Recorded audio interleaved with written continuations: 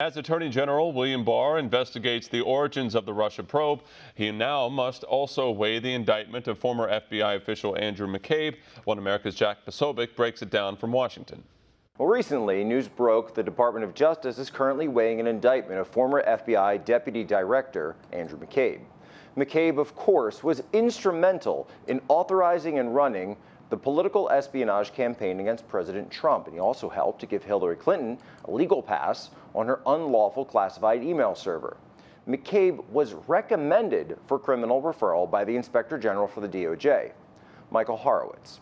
This, we learned, was for lying repeatedly to FBI investigators about the source of a leak from his office to the Wall Street Journal, including lying under oath.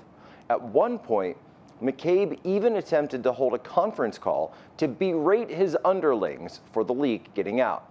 This, of course, was all a sham.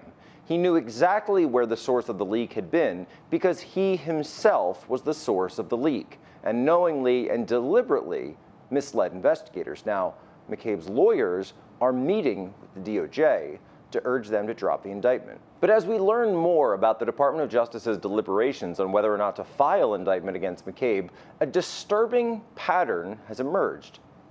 We see that the grand jury that was seated early on in the investigation has expired. One prosecutor, David Kent, assigned to the case, has now been reassigned, and one Camille Shields, prosecutor, has left the Department of Justice altogether.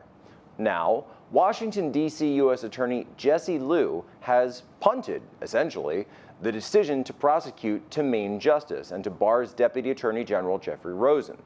This, of course, is the same Jesse Liu who was involved in the decision to not prosecute fully the Awan brothers and involved in protecting leaker James Wolfe of the Senate Intelligence Committee.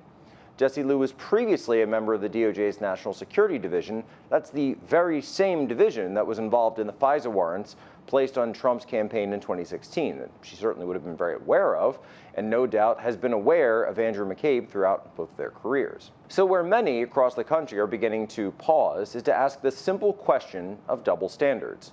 General Flynn, served for 30-plus years, was prosecuted after being set up in an interview by none other than Andrew McCabe, who then bragged about it afterwards. Flynn is accused of misremembering details of a phone conversation and was not aware that he was under investigation. George Papadopoulos was investigated, we are told, over some late-night comments made in a wine bar in London that somehow tipped off this international Australian-British intelligence response. Roger Stone was indicted, we are told, for lying in his testimony to the House of Representatives regarding his communications with WikiLeaks, though Stone did not participate in the release of the hacked material. None of those people was recommended for criminal referral by the Inspector General of the DOJ. The one thing they shared in common was that they supported Donald Trump in the 2016 election, and none of them worked for the Department of Justice. James Comey was also recently declined for prosecution for leaking classified memos to the New York Times, and of course, Comey had let Hillary Clinton off for her illegal server. So Attorney General Barr has a choice to make here. Will he show Americans that all citizens are equal before the law, or will he continue with the two-tiered system? One set of rules for the ruling class and another for everyone else. Only time will tell. I'm Jack Posobiec, One America News. Want to see more videos like this? Click on the link below and subscribe to One America News on YouTube, and call your cable provider and kindly demand that One America News is added to your lineup. Call and subscribe today.